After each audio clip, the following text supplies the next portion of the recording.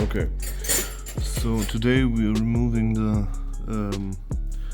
power steering pump, which is right under this little belt, and for that we gotta remove this roll down here with the 3 screws, and before we do that we gotta remove the belt. So here is the screw. There was a little plastic cap over it. This was like tilted to the right. It's an eccentric one, and you can just remove the screw. You can see how far it has gone here, and then pull out the belt from under that. Don't have any pressure on here anymore. Then you can remove this little roll and then remove the power steering pump as well. In order to do that, just remove the air intake and a little plastic hose for the cooling of this part. That's basically how far I've gotten till now, and I'm gonna report back as soon as we get off the belt and get to the power steering pump itself.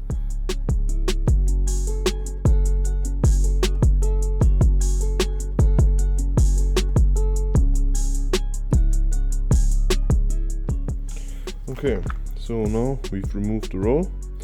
As you can see, this is like those 3 little screws. This was the plastic cover on top of the eccentric roller right here. Yeah, we could just remove that with a screwdriver, no problem. Yeah, now we removed, as you might hopefully be able to see, we removed the line going to the pump. Now there is this one screw up here and another screw over here. Remove those two, and then you should be able to move down the pump, or move up the pump, and then you have to loosen this little line down here, but you can do that afterwards because this one is flexible. This one is not so much. Yeah, be sure if you do something like this to put the cover under the car, because you will be losing some fluid, as you are able to see. Yeah, I only had the cardboard box on hand, so I used that, which is not optimal, I know that, but yeah, put a cover under it because you're gonna mess up your working space. Yeah, okay, and then I'll remove the pump and I'll report back as soon as the pump is out, and then we're gonna look at the new pump that's coming in.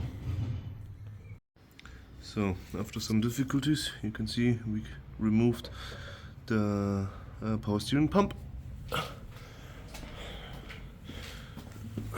This is the pump right now. Those were the 2 screws, and now we gotta remove this little holder plate and this one. This is those 2 screws, and on the other side it's those 3 screws. Then we can clean off those plates and put them on the new pump, and then put it all back together. The new pump is looking a little cleaner, as you might be able to see.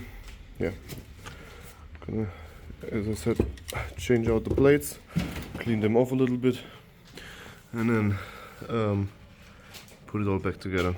And yeah, be prepared to make a little mess when doing this, and don't take a cardboard box for your oil catch pan.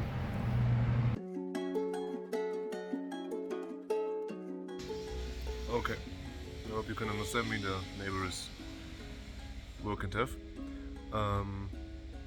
So we got the plates removed. The screws were a little bit tight, but we were able to loosen them.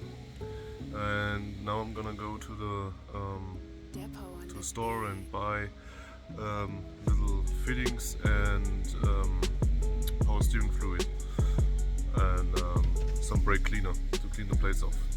And as soon as I get that, clean them off, put everything back together, and hopefully drive home.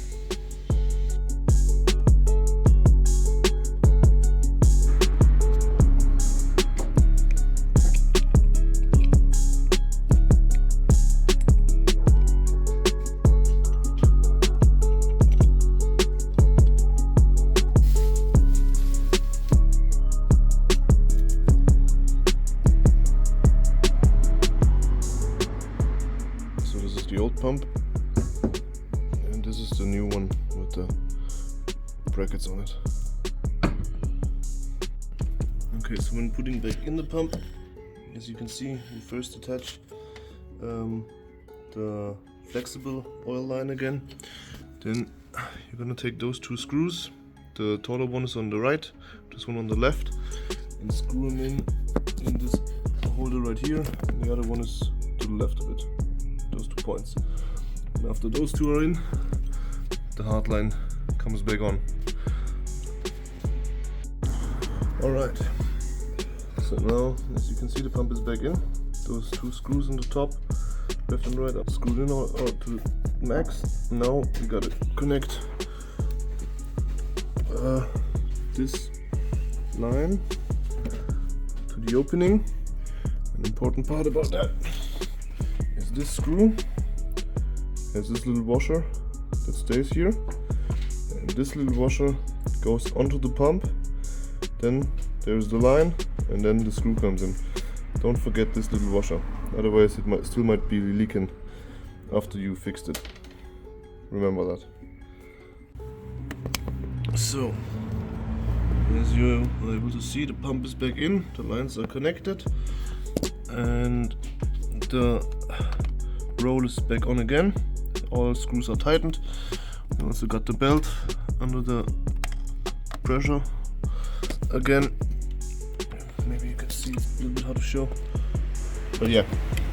So the screw is back in as far as it should. So we got all of that finished up.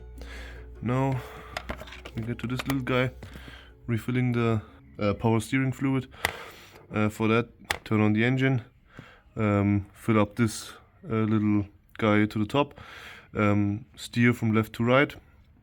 When it goes down, fill it back up again, and then on the cover of that, you can see the markings on the left and the right. Fill it up to the middle of that, and then you should be done. Okay, so we've now refilled and bled the power steering system, and as you can see, this is now marked. This is a little bit over the top. Usually if you measure the fluid, you just put this cap like on this, like this. So yeah, obviously if it's screwed in, it's a little bit more, but I guess that should work. And then remember to take a look on what it says here. You can see it's ATF oil only. So I ran out and got some ATF oil, the liquid moly one, and don't be irritated by the description, because this says like automatic transmission fluid, but here, let's go to the English one. Area of use is for an automatic transmission, for manual transmission, for power steering systems, hydraulic systems, and auxiliary drives. Yeah, so the important one is the power steering system, which is not written anywhere on here. That's a little bit confusing, but as I said, I got this one and I heard that this should work, so if anything goes wrong, I'll tell about it.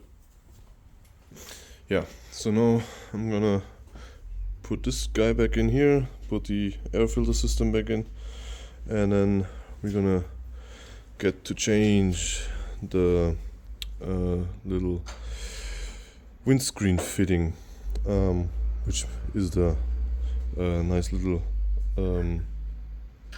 easy to do thing afterwards.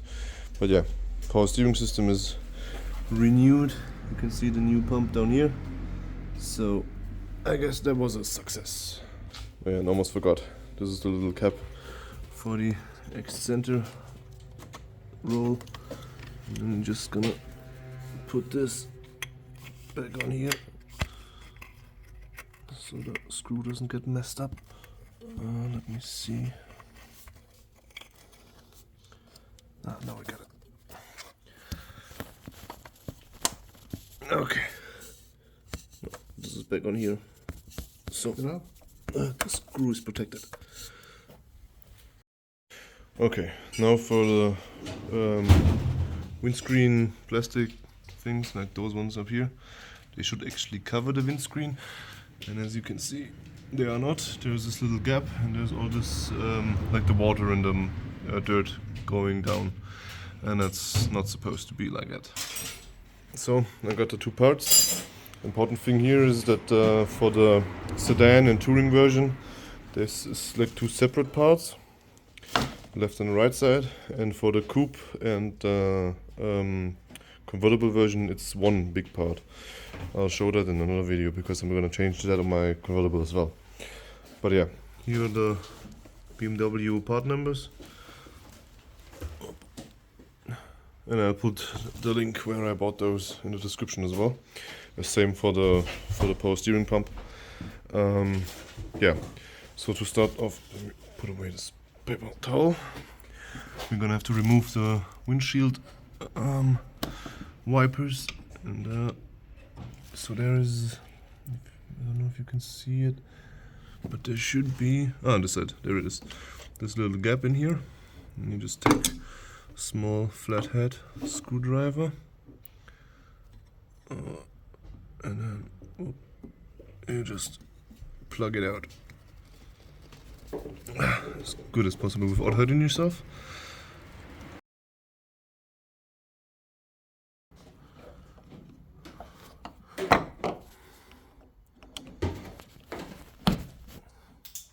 There we go. Pick this guy up. Put him somewhere you don't lose him. Or it blends in this the way like this, and you never find it anyways. And then when you have the cap off, take the wrench, take a 13 mil, and then just loosen this.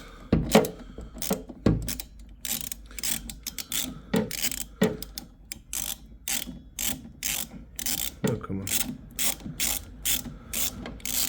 And be careful not to lose the nut that's on here. Again, keep them somewhere safe. Same for this one.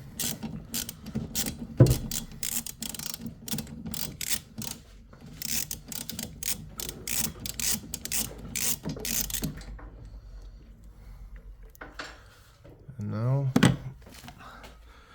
the trick to remove them is that there is some pressure, because this part is like tilted upwards, and you press them down and pull them up at the same time. Here we go.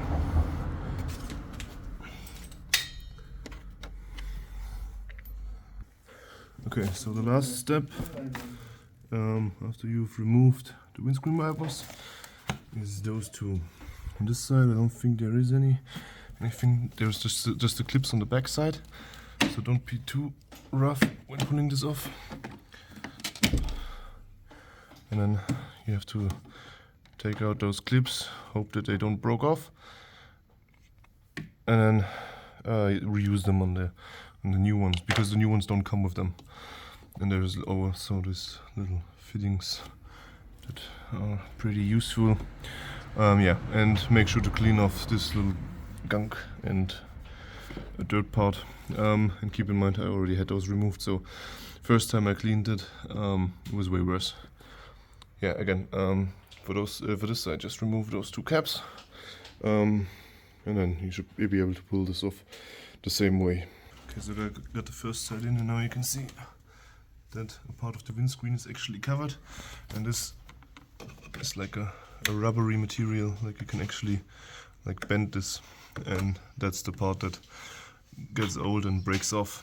Yeah, when applying these, just make sure you have the fittings in order, and there's the two caps on the left side that get screwed on. Yeah, and then on the part itself, you put on two of the clips, the two in the inside, and then there it gets screwed on. And if you put it down, make sure to press where the pins are, so that actually moves in place and then is stuck as it's supposed to. Yeah, and of course clean maybe a little bit more than I did. Okay, so now both pieces are in place, and then it helps to have actually a dirty windscreen, because you have to align the windscreen wipers again. So maybe mark those two places where the windscreen wipers were, so you have them in the correct position. Let's see. Hi, quick intersection, because I was about to do something very stupid. I mounted the windscreen wipers the wrong way around. So the longer arm goes to the left hand side, and the shorter one with this plastic bracket on here goes to the right hand side. Yeah, quite a bit of embarrassment in my opinion, but yeah. You noticed when I noticed when I first came into the rain again, and then the windscreen wipers went to the outside of the screen, and then like went over this little edge of the screen. So yeah, this is the right way they're supposed to be mounted, and yeah, essentially you just put them back on, put in the washers, and then put in the nuts again. Just keep an eye on this being steady, especially when you tighten it down. It has to be steady because it doesn't have to move. That's the most important part, because if it moves it's going to be crooked. Yeah, and this is like the same thing again. If it's like this, I can't like put the wrench on it, then I have to push it down, then it works. So yeah, just tighten it back down, and don't make it too tight. Put this little cap back on, and then you're done. The good thing is I was driving the car for a few days now, and fixed power steering pump is working fine. So it was yeah, I'm gonna tighten down the bolt, and then I'm done for today. So let me know if this was any help to any of you, and if you enjoyed watching, and then I'll see you when we continue with wrenching on the car.